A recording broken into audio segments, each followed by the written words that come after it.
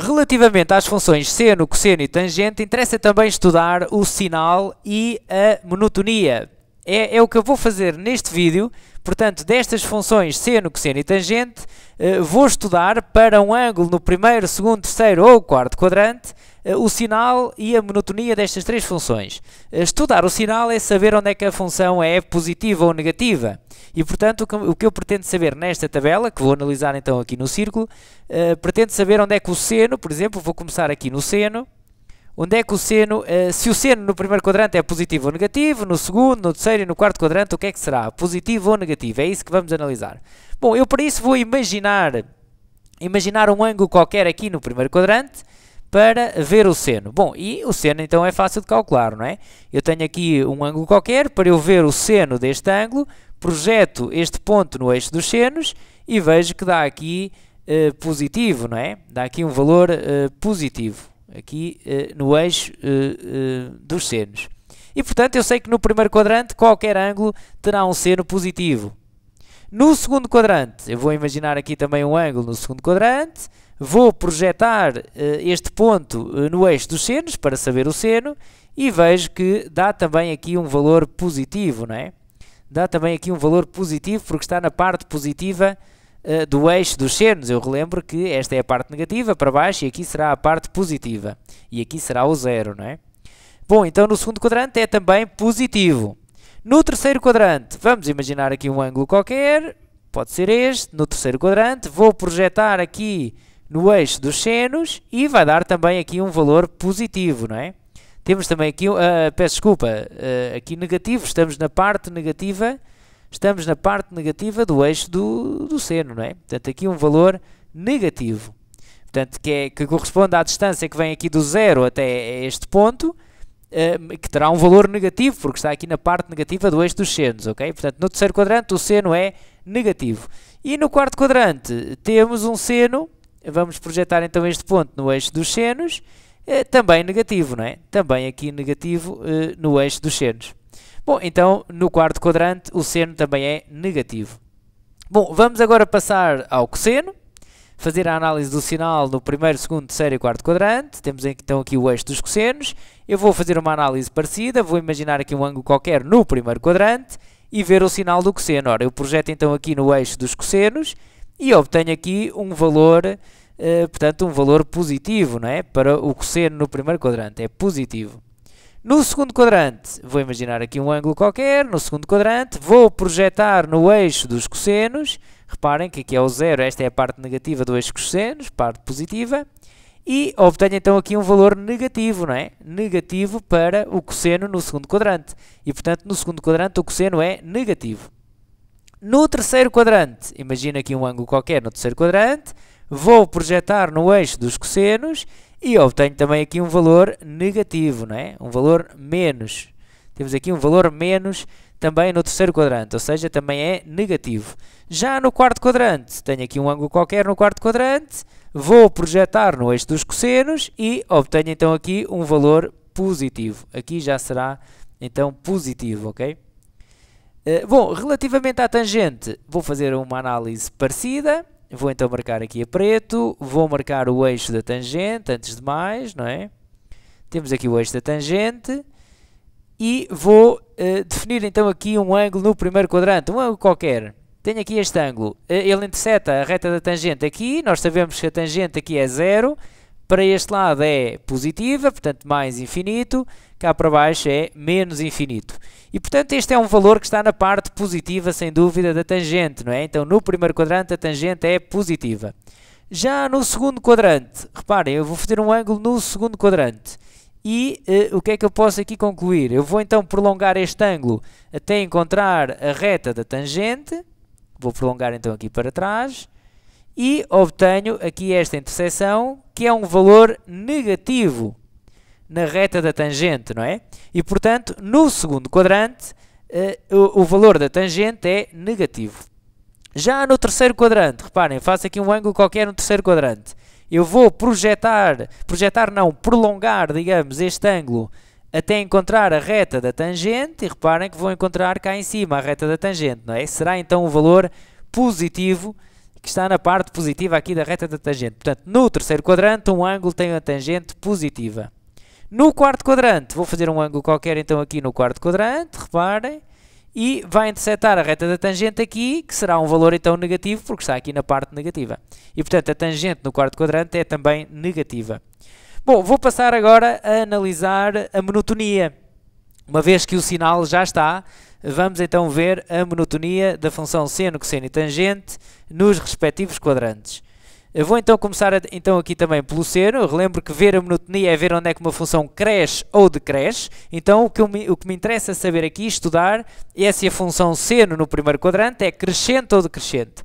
Bom, para isso nós vamos imaginar os ângulos a deslocarem-se, porque nós só podemos ver se uma função se desloca, se a sua variável se estiver também a deslocar, não é? Então vamos imaginar ângulos sempre a andar, como é lógico, para vermos a monotonia terá de ser sempre assim, a andar no sentido positivo, os ângulos, ok? Isso quer seja no seno, no cosseno ou na tangente. Os ângulos estão a andar assim no sentido positivo. Então eu vou tentar imaginar aqui um movimento. Eu defino aqui um ângulo no primeiro quadrante, que tem este determinado seno, que eu vou aqui marcar, que é então positivo, não é? Não interessa agora. E este ângulo vai então andar no sentido positivo, então vai passar, por exemplo, para esta posição. E ficou com este seno. O que é que aconteceu? Ele passou daqui para ali. Ele aumentou, cresceu, não é? Conforme o ângulo andou no sentido positivo, o valor do seno também cresceu. Logo, a função seno no primeiro quadrante é crescente, ok? No segundo quadrante, vamos ver o que acontece. Reparem, eu tenho aqui um ângulo no segundo quadrante, tem este determinado seno. Se ele se deslocar no sentido positivo, pode passar, por exemplo, para aqui, vai ficar com este seno. Quer dizer que o seno passou daqui para aqui, quando o ângulo andou no sentido positivo. Bom, então, isto quer dizer, reparem, o sentido positivo é este, não é? O ângulo andou no sentido positivo e o seno diminuiu, decresceu, não é? Tomou um valor menor. Então, no segundo quadrante, o seno, poderemos ver por este exemplo, é decrescente, ok? No terceiro quadrante, vamos ver o que acontece. Eu imagino então aqui um ângulo no terceiro quadrante, que terá este seno, e o ângulo vai sofrer então um movimento no sentido positivo, vai se deslocar no sentido positivo, e fica com este seno aqui. Bom, o que é que aconteceu? Ele passou daqui para aqui. Reparem que estamos em valores negativos. Estamos em valores negativos, ele ficou ainda mais negativo. Ora, uma coisa que é negativa e fica ainda mais negativa, está a crescer ou a decrescer? Está a decrescer, ok? Está a afastar-se do zero. Algo que fica cada vez mais negativo está a decrescer, ok? Estaria a crescer em valor absoluto, mas assim estará então a decrescer. No terceiro quadrante é então decrescente. No quarto quadrante, vou imaginar então um ângulo qualquer aqui, que tem este seno, e o ângulo irá andar então no sentido positivo e irá ficar com este seno aqui. Portanto, reparem que ele passou daqui para aqui. Ele ficou menos negativo, não é? Ele está a aproximar-se do zero, não é? Temos aqui menos 1, temos aqui 1 e o zero é aqui então na origem. Ele está a ficar menos negativo, logo cresceu, ok? No quarto quadrante cresce. Vamos analisar agora então o cosseno. Da mesma forma, vamos lá ver, fazendo a nossa análise aqui no eixo dos cossenos. Imagina então aqui um ângulo no primeiro quadrante, tem este cosseno. O ângulo desloca-se aqui no sentido positivo e irá ficar, eu vou então apagar ali aquelas setas, irá ficar então com um cosseno menor, não é? Reparem que o ângulo andou no sentido positivo, mas o cosseno passou daqui para aqui, diminuiu, decresceu. Logo, no primeiro quadrante, o cosseno é decrescente. Bom, no segundo quadrante, vou fazer aqui uma análise parecida. Este ângulo tem este cosseno. Se o ângulo se deslocar no sentido positivo, o cosseno passou para aqui. Portanto, ficou mais negativo. Reparem que estamos na parte negativa do eixo dos cossenos. O cosseno ficou mais negativo, logo está a decrescer, porque ficou mais negativo, ok? Logo, o cosseno no segundo quadrante é decrescente. No terceiro quadrante, fazendo uma análise análoga, temos este valor do cosseno. Reparem que se ele vier assim para aqui, o ângulo andou então no sentido positivo, o valor do cosseno passou daqui para aqui. e, portanto, ficou menos negativo. Lá está, estamos na parte negativa, não é? Ficou menos negativo e isso é então crescer. Cresceu, ok?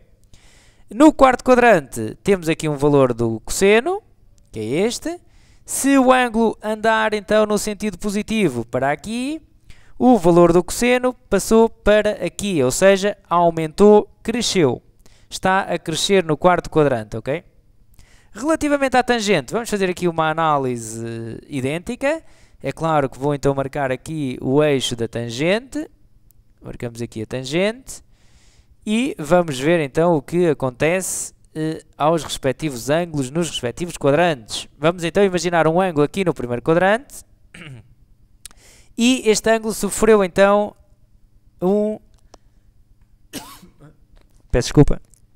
Sofreu então uma movimentação no sentido positivo, portanto o ângulo andou aqui no sentido positivo e a tangente passou deste valor para este. Sem dúvida que a tangente então cresceu, não é? Não vamos confundir aqui o movimento do ângulo com o movimento da tangente. O ângulo cresceu, andou no sentido positivo e a tangente passou daqui para aqui, ou seja, cresceu.